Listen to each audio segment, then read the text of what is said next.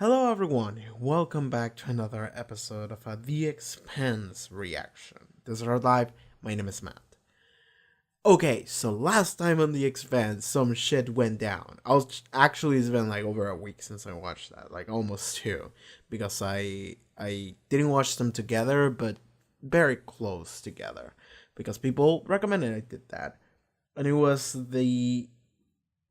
I almost said finale, but it wasn't a finale for the show, but it was a finale for the novel, the book.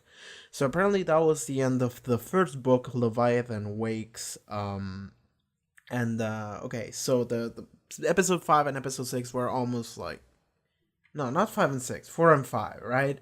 I'm not crazy. Yeah, I'm about to watch 6. Okay, so 4 and 5, that was essentially just one very long event sequence of events. So in episode 4, we decide we're just gonna ram Aero Station with the Nabu and push it into the sun and blow everything up and get rid of the Pro molecule that way.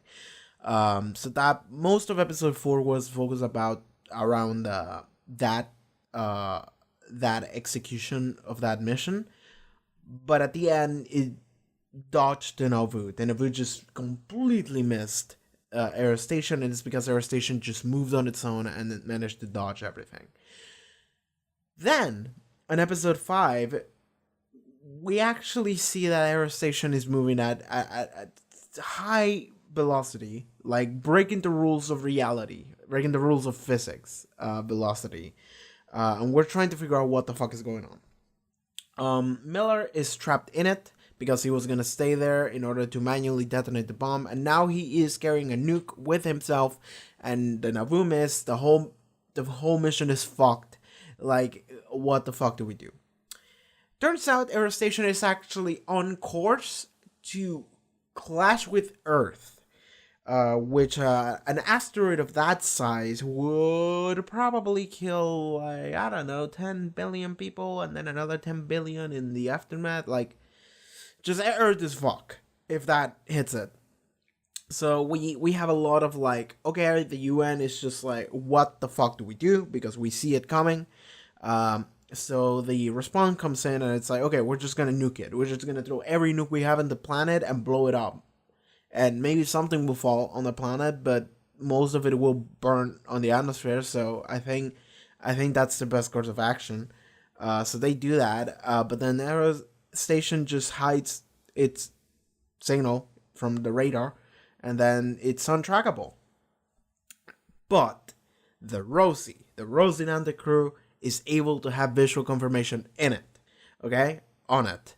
So Fred Johnson sees what Earth is doing, and then Fred Johnson links sends a communication feed to the UN and says, hey, we got an OPA ship within range that has visual confirmation and can use its lasers in order to point you where the missiles should go in order to blow it up. Because and then there's this whole thing of like, I don't trust you. But at the end of the day, they decide, okay, we're gonna give control of the missiles to Fred Johnson and the Rosie so they can point it. Okay? But then Miller goes in a one-man Rambo mission inside Aero Station in order to blow it up with the nuke that he's carrying from the core. But as the further word goes, he goes in, he eventually comes to the realization that it seems that Aero Station, well, it is overrun by the Pro molecule, but the Pro molecule is actually, to some degree, being influenced by Julie Mao's own consciousness. So he's like, wait a second, what if I can just talk to Julie and maybe she'll just stop? Like, and Miller, of course, is the guy that wants to talk to Julie because he's been fucking obsessed with Julie to some degree. So he just goes in it and he goes to the Blue Falcon, I think that was the name of the hotel where Julie died. And he sees that she's just there in what looks like a pilot chair, almost pilot bed chair. And there's some words exchanged, and at the end, Miller ends up convincing her not to go to Earth, apparently. Well, it was weird because she wasn't fully aware of what the fuck was happening, but Miller ends up taking off its helmet, taking off its suit, and goes for a kiss with Julie. And then we cut away, and then we see that Air Station changed its course and crash on Venus, not on Earth. And my immediate thought was, okay, Venus is just gonna be the pro-molecule planet now. So that's what I think we're doing. Corrections. Something that happened last episode is that I was talking about, did the bomb blow off? Did it go off or not? And people have pointed out that when Julie touched the bomb, she absorbed all of its energy, so it couldn't blow up anymore. And I was like, First of all, I missed it. Second of all, I'm stupid because it has been established that she's sucking the energy out of everything. So, might be. So that happened. The other problem, political problem more than anything, is the fact that Fred Johnson and the OPA had control of the missiles, and then we didn't use them. We were going to use them, and then we didn't tell them what the fuck we're doing because Miller came up with a crazy plan, and James fucking Holden just decided, yeah, fuck it, let's just go with that crazy plan. So now we have a ton of Earth missiles that just disappear under the control of OVA. And not just some missiles, by the way, it's nukes. It's kind of a big deal that half of Earth's nukes are now under the control of Fred Johnson. And given Fred Johnson was like, fuck, he didn't want to do that. And my thought was like, okay, can't he like send them back? Like not like launch them back, but like, I don't know, like wait until they don't have any more fuel, or like remotely deactivate them and then we can like safely send them back. Like anything in order for it to seem like we didn't actually send the fucking Air Station in order to collide with Earth in order to steal your missiles, because that would be my first thought. So that's what's happening. Jules Pierce-Mo was actually like maybe finding some new allies or some shit. I don't know. A lot happened. So we're about to start with episode 6. This should be the beginning of the second book, I believe, and I'm just like, I want to know what the fuck happened, because we didn't get any resolution previous episode. It was just like, that's the end of the events. Anyway, that's the end. So that was that. So yeah, I think we can just start with episode 6 now. So yeah, The Expanse season 2 episode 6. Let's go. The UN Mars colony. Wait. Mars had been a colony for a long time. 137 years ago. Okay. I was a fusion drive engineer. My wife, Katie, wanted to start having babies, like all good Martians do. But I convinced her that we should buy a second-hand yacht for me to tinker around with instead. The voice interface had been problematic from the start. The original owner was Chinese, so I turned the damn thing off. Why is this being narrated? The rest, I guess, is history.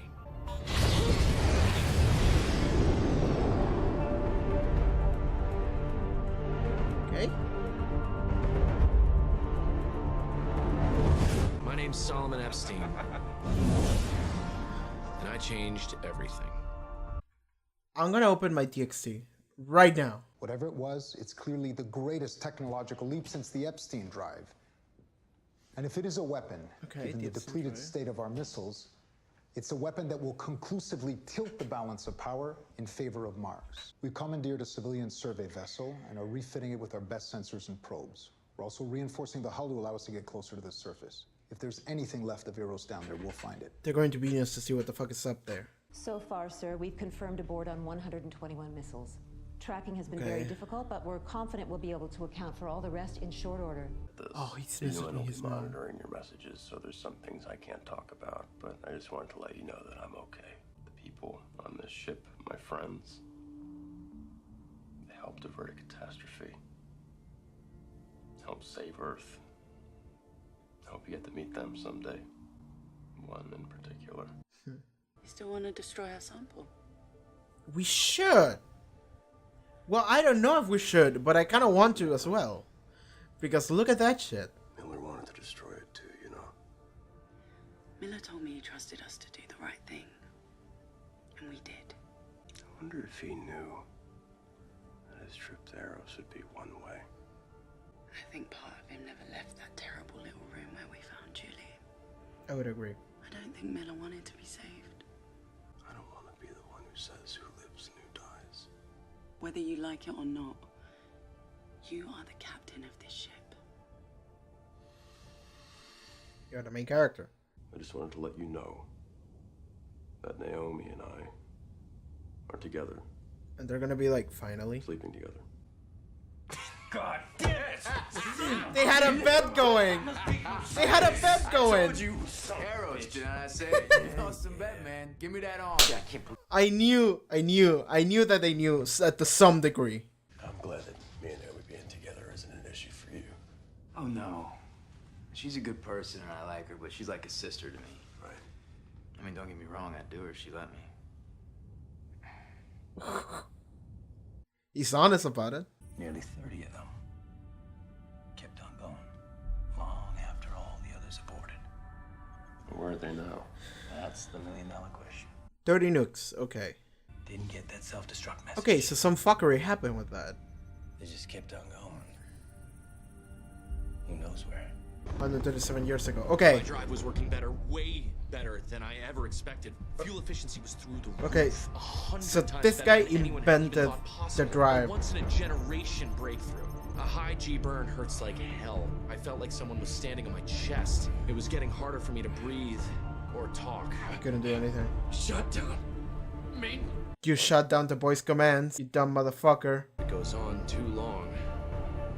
It'll kill you. I mean, I'm sure it would. So this is the motherfucker that invented the drive that everyone uses in the future. The problem with Colonel Janus, as a scientist, I mean, his personality disorders are obvious. He lacks imagination. Janus thinks that means there's a new Martian weapon. Some staggering breakthrough on an incredible scale of a technology they've been pursuing utterly unsuccessfully for years. Doesn't make any sense at all that Mars would want to test their groundbreaking technology in a biohazard zone that they themselves created. I suppose not. So what if this bioweapon isn't a bioweapon after all? It's more than that. What if it is responsible in some way we can't yet fully understand for Eris moving? Mm-hmm. This guy is smart. This guy's very Technology, smart. Something from somewhere else, somewhere beyond the reach of our species. Okay, now he's grabbing... I believe the Eris incident was our first contact with alien life. Okay, now this guy is way too accurate. Fired with 900 pages of analysis and contingency plans for war with Mars. My file for what to do if an advanced alien species comes calling. You got nothing? It's 3 pages long, and it begins with Step 1. Find God. Why would you even have that document? I'll be your own private back channel to everything we find, unfiltered by Janus and Aaron Wright. Okay, so this guy wants to go to Venus. Let me prove I'm right. He wants to see the alien bullshit. Okay, this guy is an actual character then. Everyone's like, yeah, we're heroes. How you doing? I mean, Miller was the real hero, honestly. And Josephus Miller, with his final words, he said to me, Oh yeah! Yeah, he started the Miller movement! you must continue to fight for the belt! You must live. Just live! Who? This doesn't seem to be bothering you. We kept them? Because I've got the missiles. They kept them on purpose. What are you planning on doing with them? Nothing. Sometimes that's the best plan of action. The only thing those weapons are good for is first strike. Now, they're good for a lot of things. They can be used as deterrents Okay. or a bargaining chip. We need to tell everyone. And exactly what should we tell them? That is alien technology that we barely comprehend? That would cause system-wide panic. Until we get more information, we need to keep this under wraps. Earth and Mars are scared. And whenever that happens, Belters always lose. Our first priority is to protect ourselves. And that means we're going to take advantage of every edge we've got. Okay. Miller, do this for you. Oh my god, he's getting laid.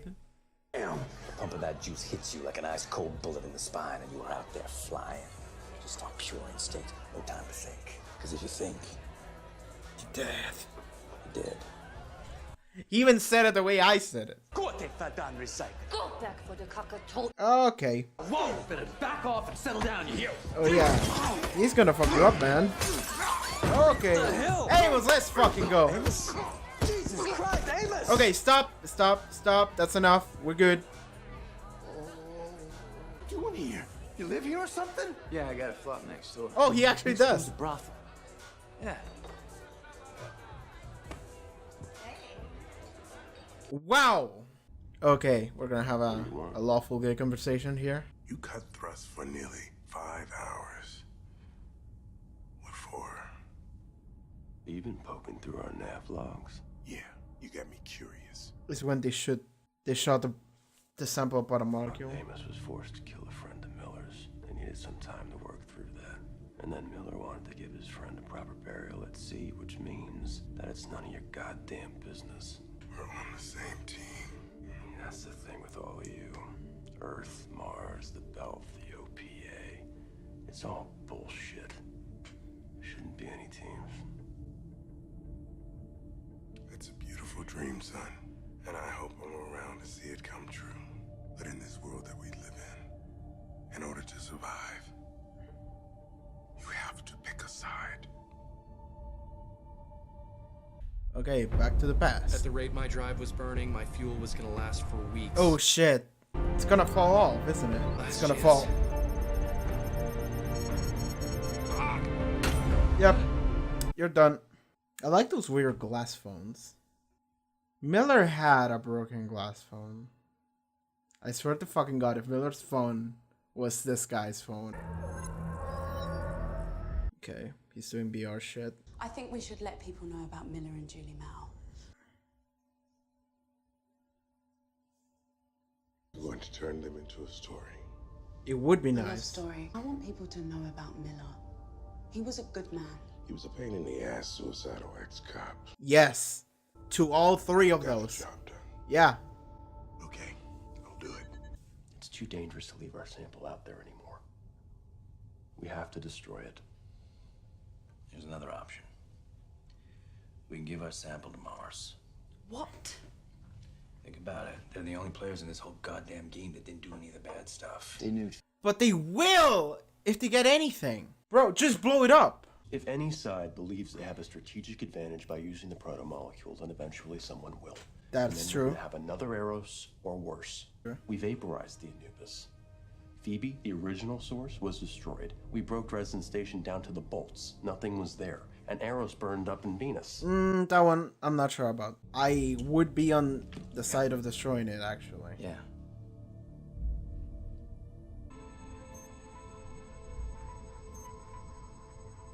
It's done. Yeah. It's done.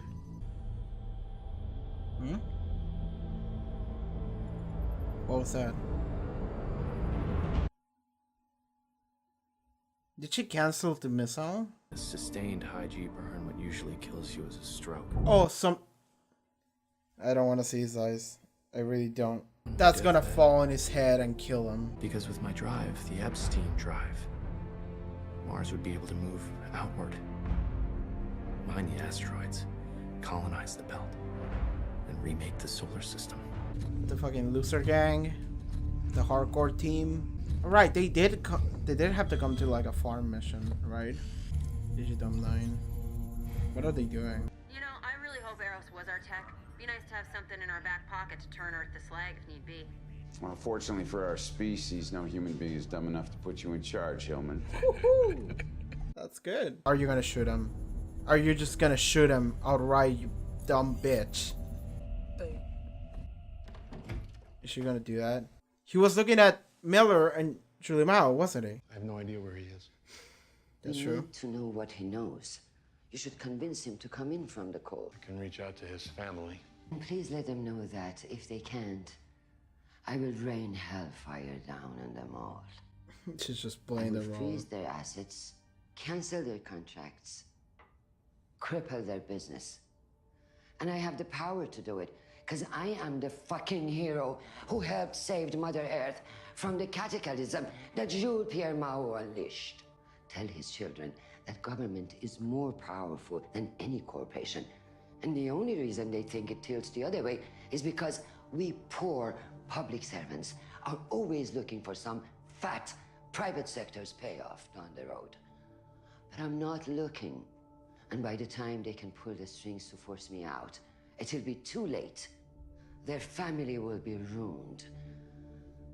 Their mother, the children, their children, all of them pariahs, outlaws, hunted and on the run for the rest of their days until we find them and nail each and every last one to the wall.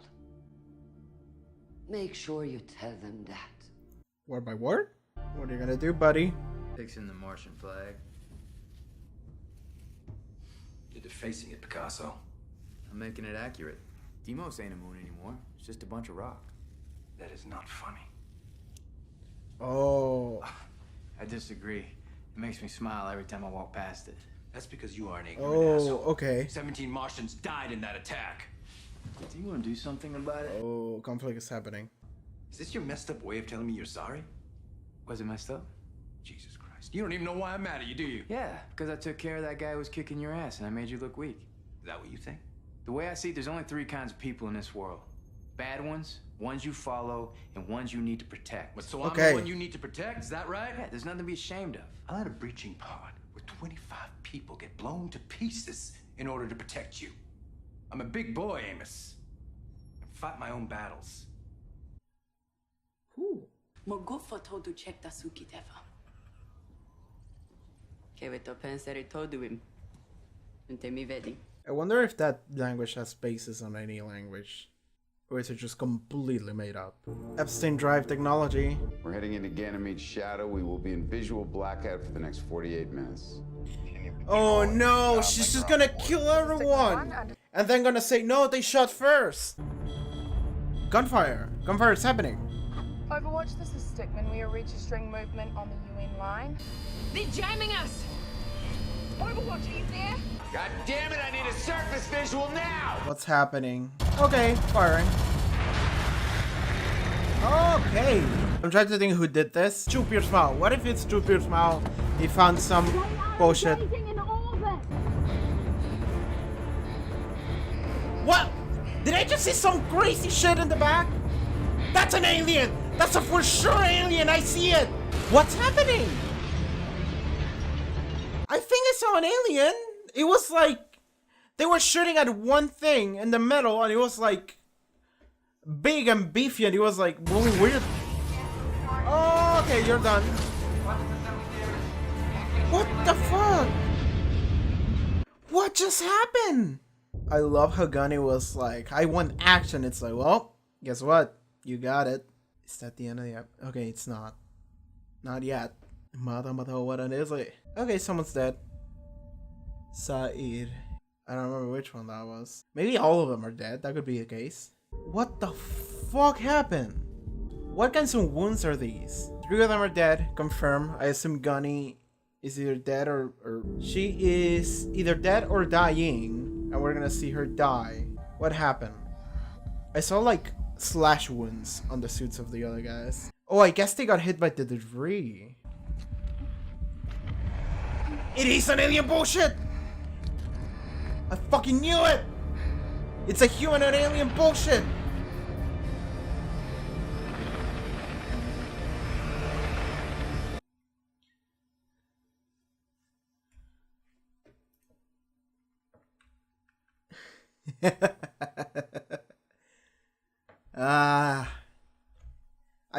I said alien bullshit.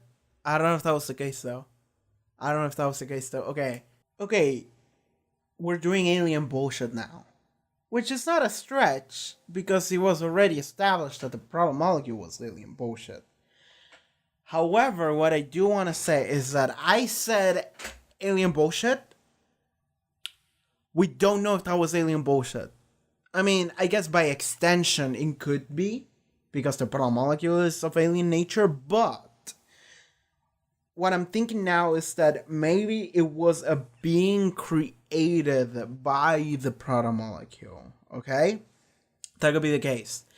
Something that was created by the protomolecule, or maybe something that would turn into that by the protomolecule. It could be either or, you know, like it could be a random person, or it could be fucking Jupiter's Smile for all we know, that got turned into that by the protomolecule. It could be the protomolecule building a race of people that we already I already said that because we saw like an arm coming out of a wall that was being formed finger by finger in the previous episode by the protomolecule in Eros. So I'm just like, okay, what was that being and why was it there? And also, did they all get attacked on space, right? Because like there was like a full-on battle spaceship happening in space, right? Like, okay, this is what I'm thinking. Jupiter's Smile went dark. He just disappeared. So what I'm thinking is that he actually went and found himself some ally, some whatever the fuck group that could help him. And then he just decided, well, fuck it, we're just gonna use ourselves with the protomolecule or channel it in some way, shape, or form that we can like use it. And his allies that he found, the group, whoever that was, they actually helped with the assault on the Martian ship where that bald dude was in. I don't remember his name at this point. It doesn't matter. He's dead now. So that him. So maybe that's what happened. Like I'm trying to think why did that happen and why did it happen there? Because it was like a moon, right? Not a moon, a Martian moon, right? One of the Martian moons that is also like a farm. Maybe it wasn't Mars. Maybe it wasn't Mars at all. Maybe it was a moon in Venus. And that way, Venus had some kind of nearby access in order to get there. So, yeah, I don't know what the fuck that was. I don't know. Like, I can stipulate and I can already say it has to be a protomolecule nature, right? It cannot be a third party unless they really just don't care and they just want to come up with crazy shit and it's like, all right, then we're doing this now. So that I don't think that would be the case. I think they would actually do something that is linked to the things that they have already established. So now what I'm trying to figure out is how is that connected to what we already have established. Okay. So I have no idea what the fuck that was. Moving on. By the way, the fucking characters of like Gunny and the other three boosters, I thought they were gonna matter. I guess they don't. Like, I guess they were being built up to something and they were really just being built up to die on the first encounter with the alien bullshit. But like it's weird because it's like we got enough screen time that I was thinking like, oh, okay, they're gonna do something. Like they got enough screen time for me to think that they were gonna get more screen time down the road. But no, they just got some screen time and then they all just got wiped. And I'm just like, alright, cool. I do not care about any of you. Because we didn't spend that much time. So I guess the thing that they did is that they built up this protomolecule beast or whatever that is. It's weird because it's like a humanoid. Like I want to point that out. It's said it's like a humanoid. I actually would want to go back and check. I'm gonna do that later. I'm gonna go back and check and see what the shape of that was because the reveal for the creature happened after I saw it. Because if you were paying attention and you were looking at details, you could see it. Maybe not if you were looking from like a distance, like you're sitting watching on your TV and you're like far away from it. Maybe not in that regard, but I'm looking this on my computer screen and it's pretty visible. I saw the silhouettes. First of all, I saw lights just flickering and I thought, oh, gunfire. And they didn't say it, so I thought maybe I'm crazy. But no, it was totally gunfire. Because it was the UN forces in that moon firing at the beast that was chasing them. And then we see them run towards the Martian loser crew. I can actually call them the loser crew. Or the loser gang. Because they did lose and die. So the loser crew is kind of... Maybe I would have said some people that like those characters, because maybe they even got further screen time or something in the books, more interactions, so maybe some people like those characters. But I'm just gonna call them the loser gang, because they showed up and then they died and they just lost.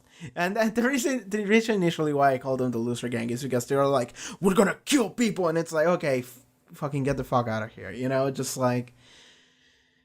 I kind of don't care about you.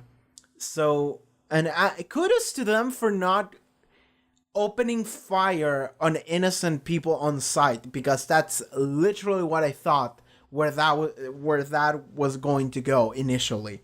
When they said, "Oh, we're not gonna have visual, we're gonna be in the dark with the comms for like 48 minutes." So, see you on the other side. And I thought, oh, they're just gonna open fire on this random innocent Earthers. Because we need to bathe ourselves in Earther blood. And I was like, oh, they're gonna do that shit. And then they didn't. They got attacked by an alien. And I'm like, okay, that's cooler. I like that way more. So kudos to them for not opening fire on random Earthen civilians. And I guess not even civilians. Maybe they were soldiers of the border. I think that's what they were. But still, just innocent Earthers that didn't do anything wrong. I thought they were totally gonna murder them. So I'm glad that they didn't. So I will give credit where credit is due. You didn't kill those innocent people on sight. However, I think that is a very low bar to have. So yeah, that's how I felt about the loser crew, the loser Martian crew with Gunny. I never learned her name. People told me what her name was, and I was like, yeah, whatever. I didn't pay enough attention, and I forgot, and I didn't write it down. At least I don't think I did, actually. Maybe I did. I'm gonna give her enough importance to actually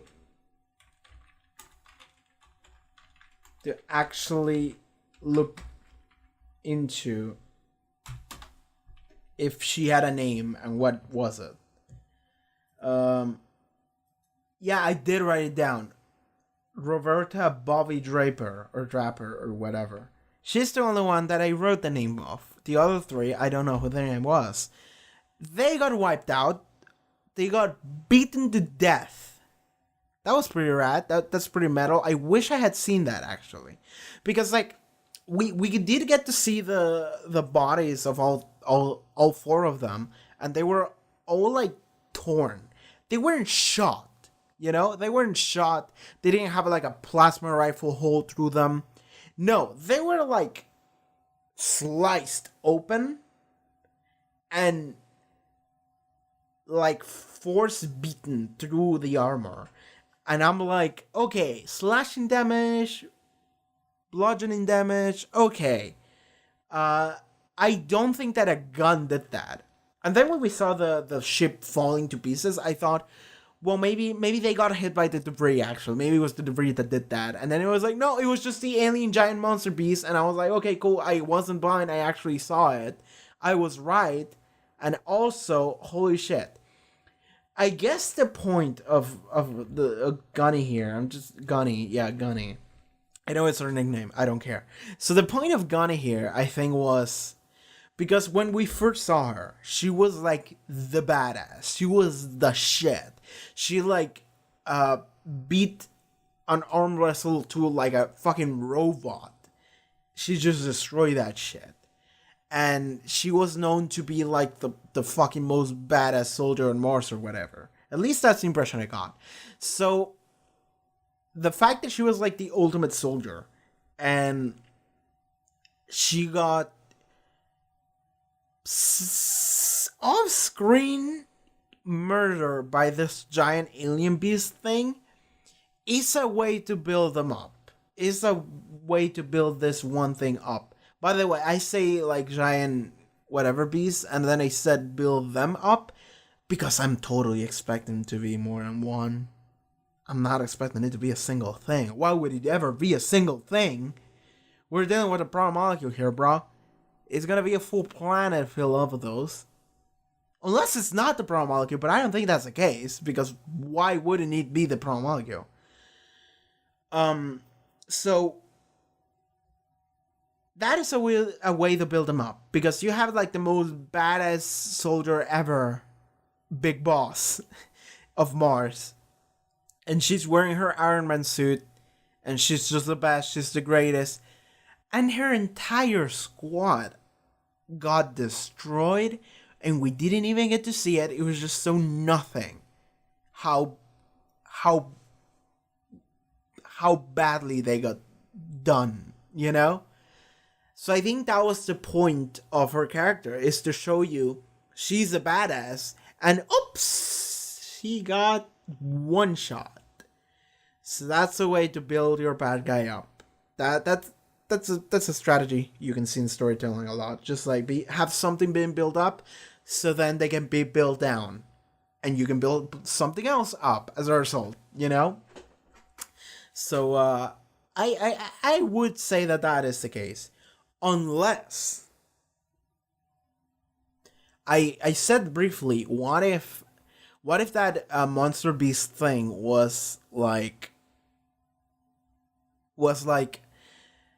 not created from nothing, but created from an actual person that got turned into that. Now, I'm not saying they have a consciousness of their own. Maybe they are all part of the proto-molecule consciousness, or under the control of Jupiter Smile, though I don't know how that would be, because I don't think Jupiter Smile have... Okay, here's the thing that I'm thinking now. Because I've said before, Jupiter Smile doesn't matter anymore, because the proto-molecule is just doing its own shit now. So Jupiter Smile, who gives a fuck, right? He's just a dude that started it, but he doesn't have a control of it, and he doesn't matter at this point. He's just a guy that's who to blame, but now it doesn't matter. He can do anything to stop it. What if he actually does have some kind of control over it? Because here's the thing, is that he disappeared. He went off the map. So the fact that he disappeared, and they're making like a big deal out of it. They're talking about like, oh, he disappeared. Where is he? We're going to find him. We have to find him. It's like, I'm thinking he probably has some kind of control over the proto molecule. Or he had some kind of plan that he was waiting for it to execute, and now he did. Now he just did. That could be the case. That totally could be the case. So, okay, I need to backpedal. I need to go back to the fucking alien bullshit or whatever. So, what if they are converted from actual people? And what if the Martian crew actually get turned into those proto-molecule beasts? And what if you can use some of Gunny's like capabilities as a super soldier or whatever in order to be a super beast soldier? Huh? That would be fun. That would be a way to have them actually matter past their death, because they're not actually they're not actually dead. They actually got converted into the proto-molecule realm or whatever. So that would be fun. That could be fun. I can see that. I can totally see that. So okay.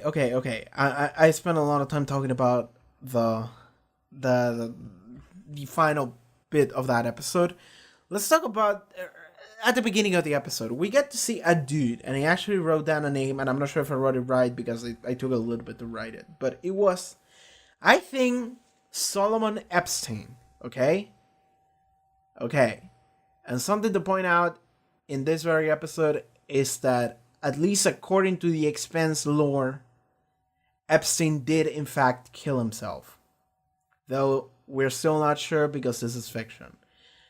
Jokes aside, I think his name was Solomon Epstein. I'm pretty sure it was Solomon, and then Epstein Drive, so I intuit that it was his drive. So I intuit that his last name was Epstein. And they did say it at the very beginning, I just didn't ready to write it. So I'm sorry about that. But I guess his name was that. He was there 137 years ago, and he was from Mars. And something important to point out is that he established, because he was also functioning as the narrator. It was weird, but it was a way to convey information in a setting where usually there would be none.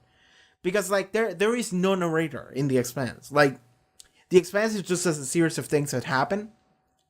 That moment with those bits with Solomon felt off the place, not only because they weren't even happening in the same time, but because they were narrated. More than anything, they were narrated by the dude that we see on screen, and he's telling a story about what happened. I like that, because that actually is like a glimpse into the books. I like narration, I really do. And I like whenever the show feels less... How do I explain that? It feels like less real. And it feels more like, okay, we're more... Here's the source material, you know? I can feel a little bit of it on those scenes just because of the narration alone. And it has nothing to do with the information conveyed to me.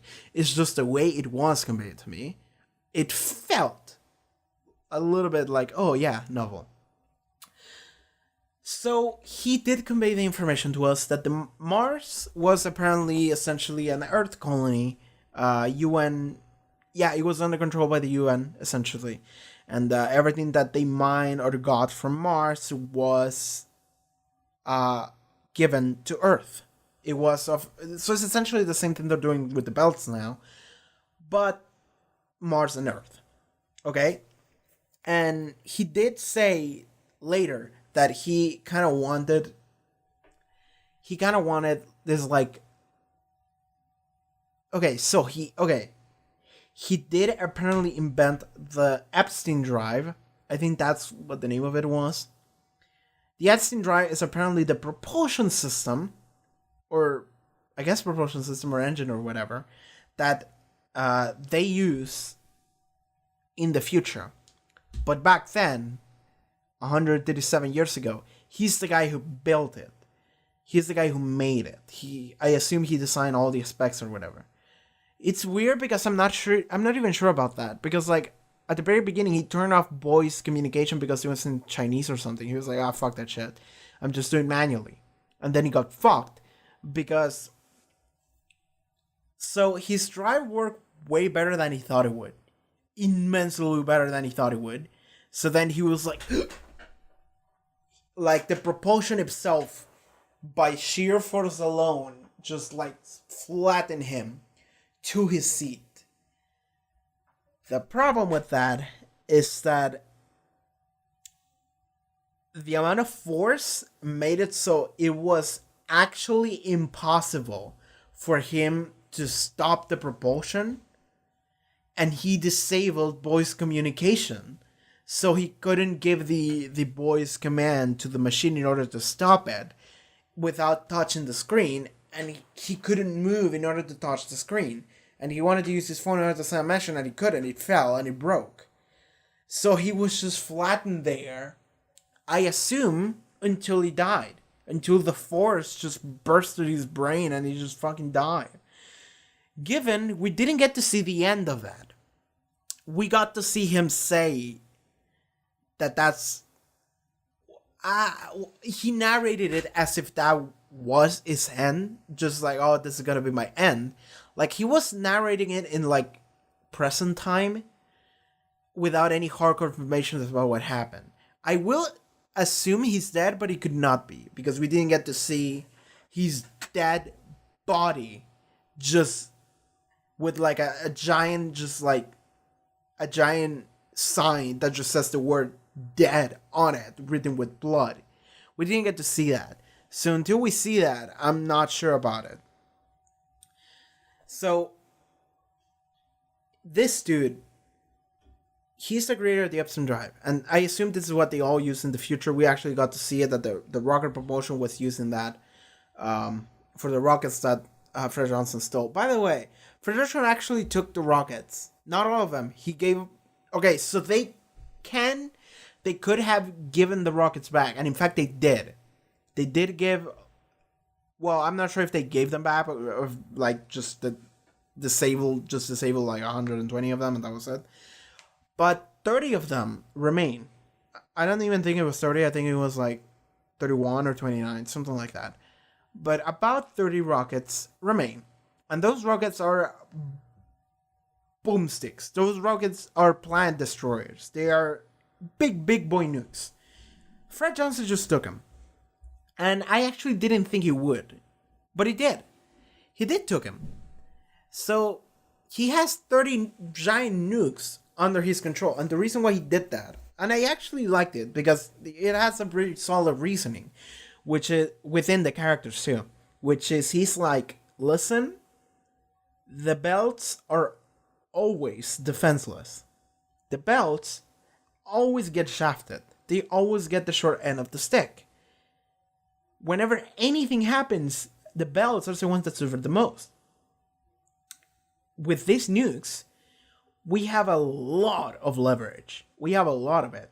It doesn't necessarily mean we're going to use them. In fact, he has no plans of using them. But he's like, we can use them as bargaining chips. We can just keep the firepower to ourselves because whatever. We can do whatever with it.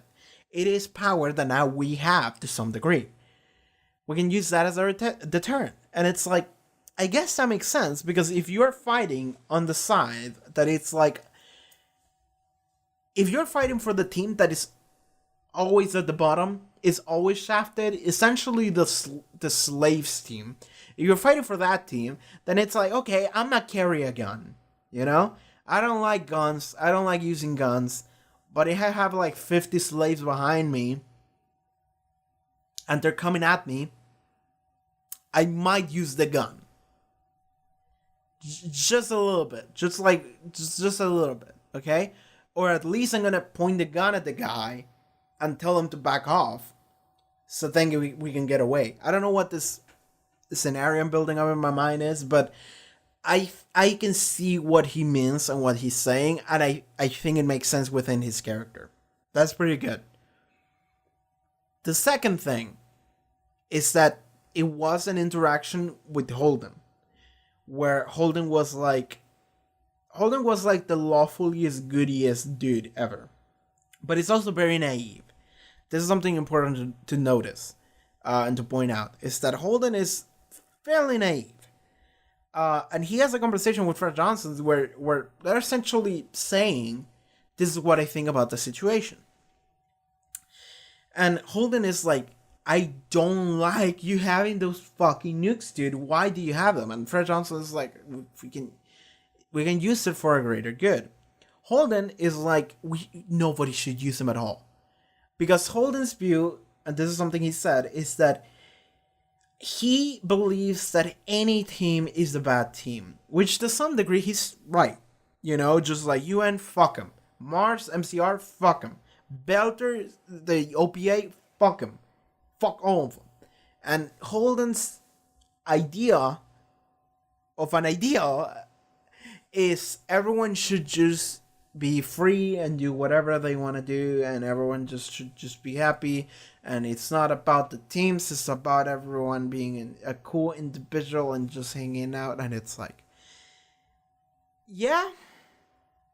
And I like what Fred Johnson said, which was essentially, by the way, sorry if what I said just now sounded like I was booking Holden. I wasn't. But I really like what Fred Johnson said, which was, I'm trying to figure out exactly what the words he used were, but I'm not going to get it. But he essentially said something along the lines of like, that is a really good dream of a world, son. I hope I am alive I hope I'm alive and I get to see it happen. But the way the real world works right now, you have to be in a team in order to even survive.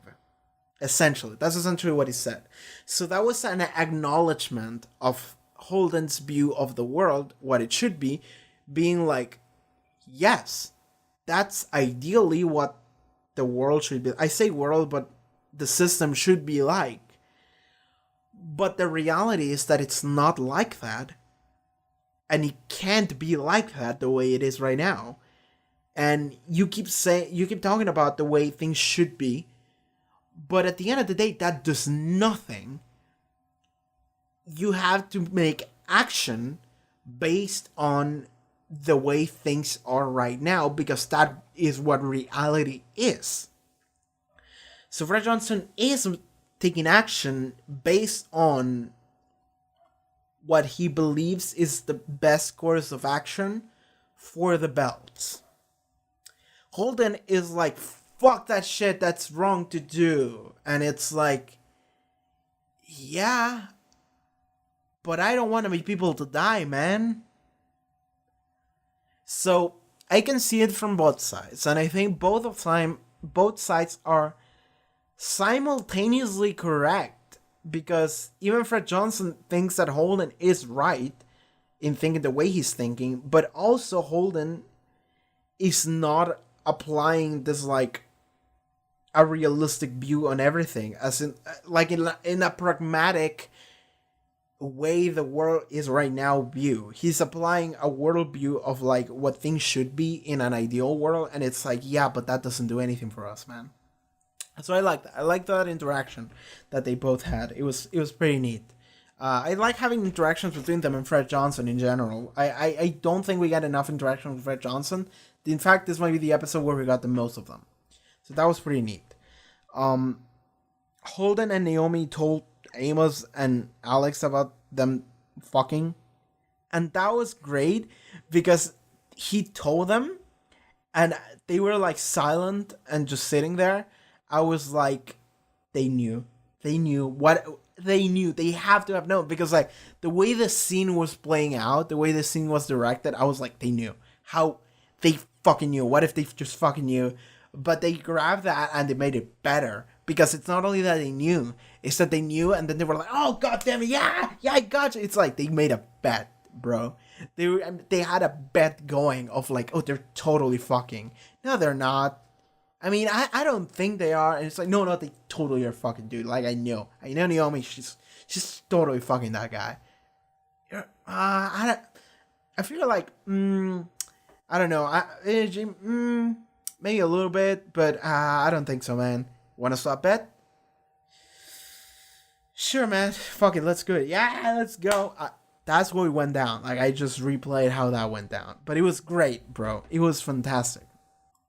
So I'm recording the episode as I'm recording this discussion of it too. And I want to say when the Martian soldiers first get to that like farm or whatever the fuck that is, they look through a window of the farm and there is someone doing this. And I didn't think anything about it initially. But now with the hindsight of what's gonna happen, I'm thinking maybe something broke down inside of that building and the people inside the building were like, help us! And nobody saw it. Well, they saw it, but fuck it, they just roll with it. Like, it doesn't matter. It's not even their jurisdiction, so why are they gonna do it, right? So, that would be something. That would be some crazy shit. If that was actually already happening, it's just like, okay, that would be fun. Okay, so I just wanted to point that out. Okay, so the other thing I want to bring up is that they actually brought up the sample that they took from the Anubis, and they just had it on the Rosie, and then they just hid it somewhere else. Holden is like, we gotta blow that shit up, which I agree with. Holden is like, we gotta blow that shit up. Alex is like, we gotta give it to Mars, man. Mars knows what to do with this shit, and of all the people, Mars is the only, like, group that hasn't done anything bad in this entire situation yet. So, maybe we can trust them? You know, they saved us that one time on the Donager, so it's like, maybe. So, that, I can see that reasoning, and even more so that Alex has some background with Mars. He's Martian, so he has some kind of familiarity with that. You know, it's more comforting for him. But everyone else just goes like, fuck no, man. We're not giving it to any massive superpower. So they go like, okay, no. Holden is like, we gotta blow it up. Amos is like, hell yeah, let's blow it up. And then Alex is like, yeah, fuck it, let's blow it up. And then Naomi is the only one that doesn't want to blow it up. And I'm not sure why. I want to say that. I'm not sure why. Because Naomi is usually the brains of this group. Okay? Like I already said before, everyone has one brain cell and it's Naomi's. Like they collectively share one brain cell and it's usually Naomi's. In this case, Naomi's being stubborn and she doesn't want to blow it up. And I actually think that she had to and she didn't. Like I'm not sure what happened because it was... A lot of scenes in this show are very non-descriptive. So you have to kind of figure out what you just saw. But I think what I saw is that she essentially started the launching sequence to blow up the sample. Or to like detonate the sample. I don't know. And then Holden came to her and he was like, yeah, okay, good job. And then she canceled it. I think that's what happened, maybe. Because I think that what I saw was that it was the missile with the sample in it, because I think they hit it like a missile or something. I think it was the sample and it had the engine and it turned on and then it turned off. But it's like, I'm not sure what they were going to do or what they were trying to do.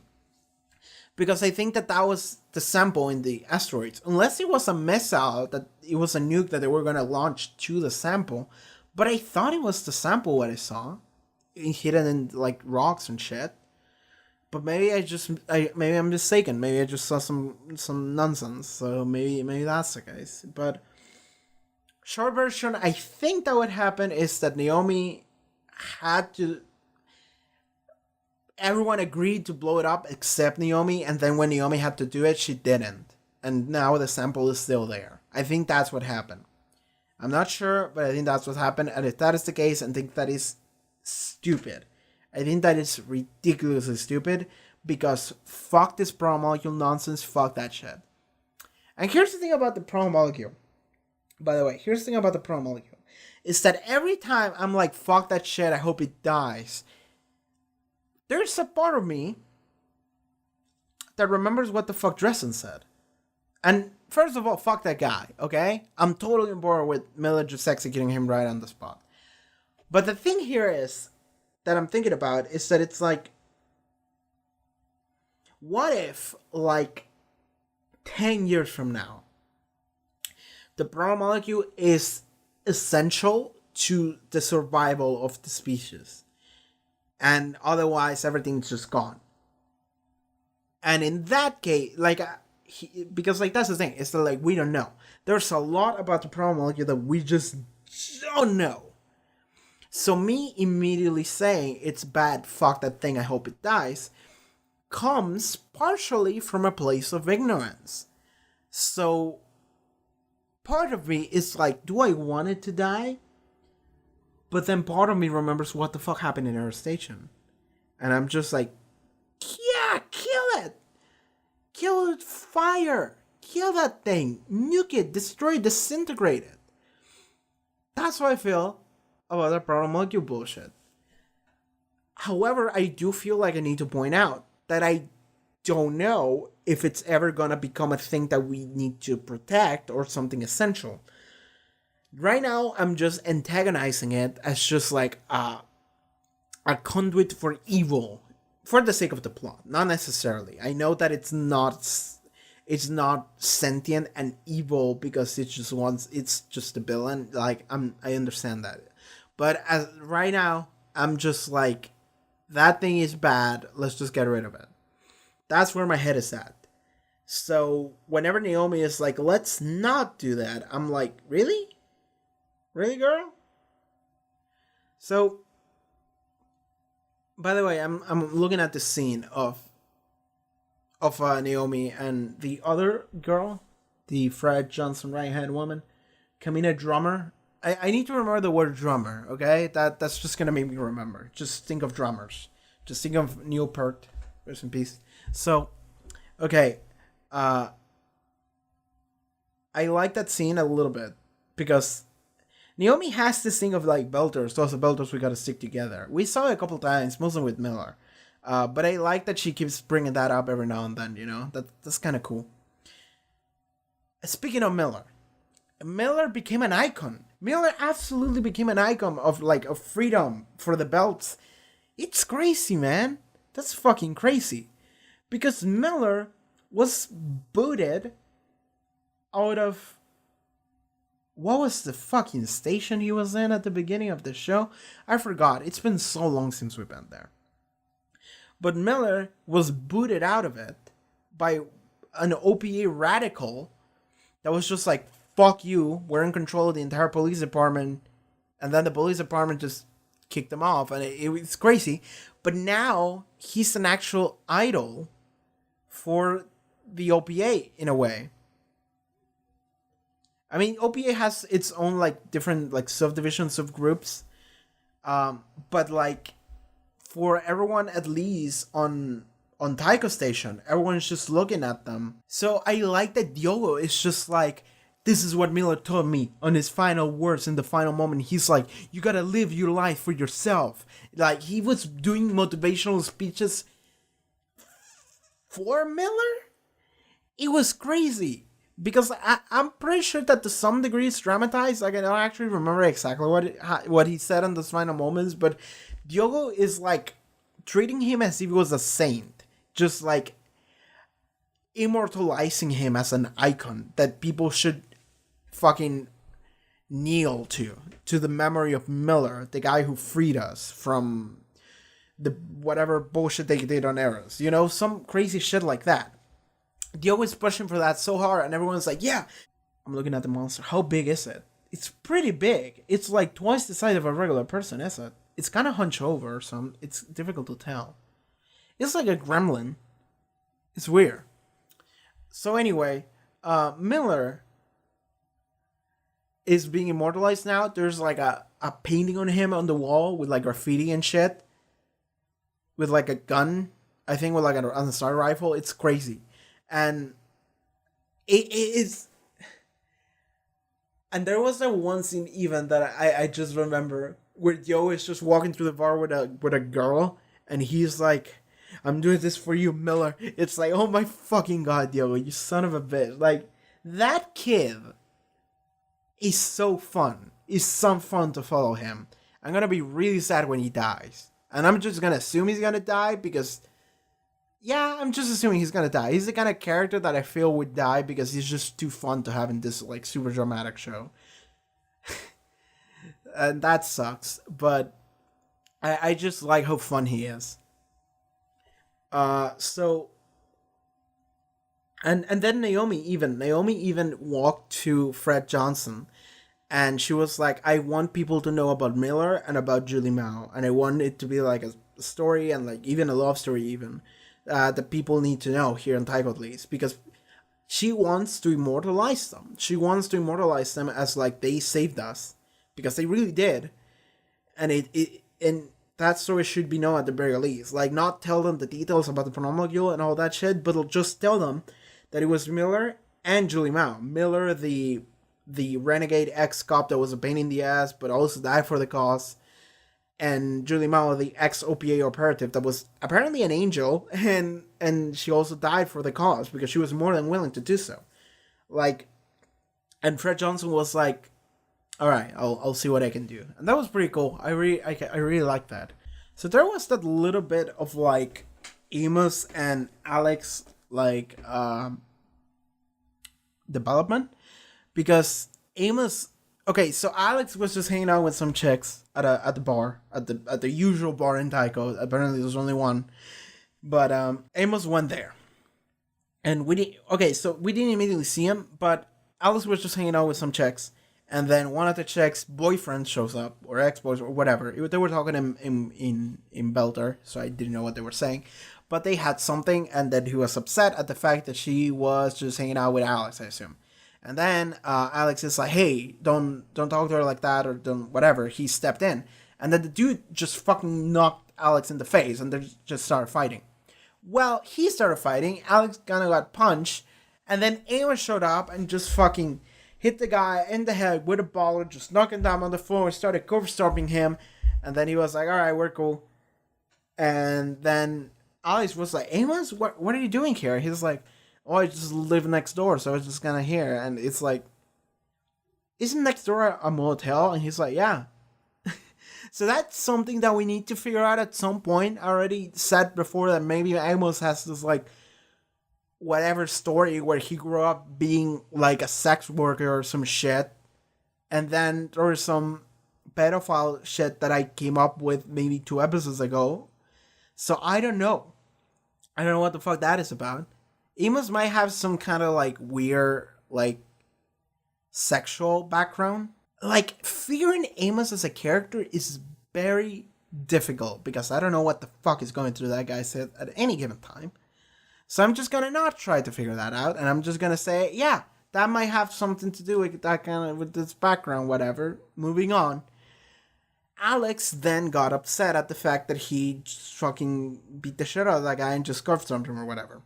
So then later, Amos is, like, removing a moon from, like, the Martian flag that they had on the Rosie, and Alex is like, what the fuck are you doing? He's like, I'm fixing the flag, and it's like, no, he was fine, and it's like, well, now there's one less moon, and it's like, hey, 17 Martians died on that moon, okay? You don't make fun of them. And Amos was kind of a jokester. He kind of didn't give a shit. Like, Amos, I said before, I think he's true neutral. I think he's legitimately true neutral. He does not give a shit about anything, okay? He does give a shit about some things that are close to him, but he doesn't give a shit about making fun of 17 dead people. He's that guy. He's one of those people, okay? So, and then Alex is like, wait, is this your way of trying to make it up to me for like getting me upset at the other day at the bar? And it's like, is it working or something like that? I don't remember what the dialogue says, but what it boiled down to is that Amos said that he sees people as like 3 kinds of people. The bad ones, the ones you follow, and the ones you need to protect. So, bad guys, everyone that is in his crew, ones you follow, Holden, and ones you need to protect, Naomi and Alex. Literally nobody else in the world enters Amos's worldview of like, so just 3 kinds of people. That's incredibly narrow-minded. It's like, you're either an enemy that I must shoot, someone that I need to protect to some degree, so Naomi or Alex, or one you need to follow, so Holden to some degree, because he makes the call, so fuck it, I'm just gonna follow whatever the fuck he says. So, that's an interesting view on the world, and people in general, in unbelievably narrow-minded. It's so crazy, because Amos really feels like he came out of a fucking tube in a lab. Like, he doesn't feel like a real person. He feels like he must have some kind of background that justifies him being like this, right? He must have some kind of bullshit. People have told me that apparently his backstory, I don't think gets explained in the show, at least so far. Apparently there is a full novel that goes into it. I'm not going to read that novel. If it gets brought into the show, that's going to be interesting. I'm going to watch that, but as it is right now, I don't think I'm going to get answers unless people want to spoil shit for me. Don't do that, okay? Just don't. Just don't tell me what the fuck the deal with Amos is. At some point I'll figure it out, but not right now. But anyway, then the conversation goes in like, Alex is like, and you think I'm one of those people that you need to protect. And Amos is like, yeah. And Alex is like, listen, punk, like 25 people died on that mission that we did the other day because I made the decision to save you instead when you were fixing that motor shit, that engine shit. So I protected you that one time. Don't treat me like I'm just a baby or whatever. Like, I can take care of myself. I can fight my own battles. And then he just walks away. And Amos is left with this, like, kind of shook look on his face. Just like, damn, maybe he can actually fight his own battles, you know? That's very interesting. I kind of like that, you know? Because it feels like Amos doesn't really have that. By the way, I said once you follow, once you want to protect, and I thought that once you follow and Holden and once you need to protect are Naomi. Naomi's actually both. And Holden might also be actually both. Okay? Because, like, yeah, he does follow Naomi's orders. I forgot. It's been a little bit because we've been going hard on, like, Holden makes the calls. He's the leader. He's the captain. He makes the call. It's like, no, Naomi also makes calls that Amos always follows. So he's also a follower of Naomi. But he also protects Naomi. So Naomi fits on both categories. I think Holden maybe fits both too. But Alex just fits into one, which is ones you need to protect. He doesn't have the respect from Amos yet that he can do things. He can make his own decisions and do things that he needs to do on his own. He doesn't need help. So yeah, he's just showing Amos, I'm a big boy, man. I can do my own shit. Just shut the fuck up and let me do my thing. And I like that. Because it also came from a place of, like, people died because they saved your ass, motherfucker. Like, be grateful about that. Because I could not have done that. And I did choose to save you back then. And now you're treating me as if you're patronizing me. You're legitimately patronizing me. And I saved your ass the other day. Like, shut the fuck up. And then Amos was just like, yeah, it's right, you know? So I kind of like that. I kind of really like that little moment. It wasn't a lot, but it was there. And I guess, there's one scene that I didn't talk about. And it's, Christian is, well, first of all, she talked to Aaron, right? And being like, hey, we need to get Droop Your Smile in here. And she also had a moment where she just went off on, like, I'm gonna fuck their children, and the children's children, they're gonna lose their jobs, they're gonna lose all their money, all their companies are gonna back. It's like, she just spat some bullshit for, like, 2 full minutes. And it was very in character, by the way. Well, to me, she was playing out of character, but that's the in character that the world thinks she is like. She's just playing the old bitch card. She might actually not even be doing that. She might actually just be going off on them, and she's actually intending to do that because fuck Joe Pierce Mouth, right? So she did that. That was pretty badass. But then she also met with this other guy, and I don't actually know who the fuck this guy is. I think they said it in the episode. I completely forgot. I'm sorry about that. But this guy actually meets up with Christian, and Christian is like, tell me, what do you think happened? And the dude is like, well, I think it's some crazy shit, and people are gonna look bad on me if I do say what it is. And she's like, fucking tell me. The dude is like, okay, so how the fuck did Eros break the laws of physics in order to become a fucking spaceship? But we also know that Eros was under quarantine because of some kind of crazy biohazard that happened there. So then my question is, how was Mars testing some kind of like super high tech velocity like navigation or whatever that allowed Eros to become a spaceship if that was like super under quarantine and like it was a fucking full biohazard that nobody can get in? Like, it doesn't make any sense. Why would they test one thing and the other there at the same place? Because they're just assuming that Mars did everything. So that then it becomes, the dude is like enthused correctly. No, I think that what it is that biohazard is actually what made it move. He's totally right. And he's like, we have no explanation for that, so clearly it has to be alien. And I thought it was like a little bit of a leap. Like, it was a little bit, like, he hit it too right.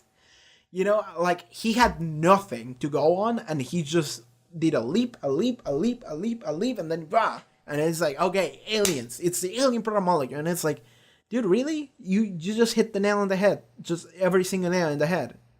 No second tries. Just like, bam, bam, bam, bam, you got it. So that's the only thing that to me felt like it was a little bit like, he got it too clear. Like, it felt like it was too perfect. Just for plot convenience. But I'm not gonna say that it's impossible to make that conclusion, because there is a logical jump for every jump. Even if the jump is like super far away, there was some logic to it. So I'm not gonna say that it was to complete bullshit or anything like that. I just thought it was like a little bit just like, oh, you just figured everything out, did you? Just like that. Okay. So that's it. And then the dude is like, I want to go to Venus. Send me to Venus. I'll be your man in Venus, and I'll report everything I see there to you. And Christian, I think that's what they're gonna do. He's gonna become an agent that's gonna go to Venus, and it's gonna tell us what the fuck is happening there. He's gonna die for sure. So Venus has to be like a proto-molecule town now, proto-molecule planet or whatever. Everyone is just assuming that it disappeared and it disintegrated when it hit fucking Venus. I don't think it fucking did. I think it's just gonna become a proto-molecule planet. I immediately said that at the end of the previous episode. I was like, oh, that's proto-molecule planet now. Of course. Because of fucking course. So the fact that they're not going immediately into it makes me feel a little bit disappointed. Because I kind of wanted this episode for everyone to be like, what the fuck is happening to Venus? It's blue now. It's like, is Venus blue already? What color is Venus? But I was kind of hoping that in this episode everyone was going to be like, oh shit, something happened in Venus. And then they were going to look into it. And they actually are going to look into it. They said at the beginning, like, we're going to be sending people to Venus or whatever. So that's going to be fun whenever we do that. But I was hoping we would do it this episode. But I guess not. Okay, next episode maybe. So yeah, I think that's it for this episode of The Expanse. I think we covered pretty much everything we needed to cover. So yeah, it's kind of late. It's like midnight, dude. So yeah, I'm just gonna go. So yeah, that was The Expanse, Season 2, Episode 6. Pretty good. Alright everyone, thank you so much for watching this episode of The Expanse. If you would like to see next one, should maybe already be up on Patreon, maybe. Check out the links in the description, and I'll see you next time, okay? You take care.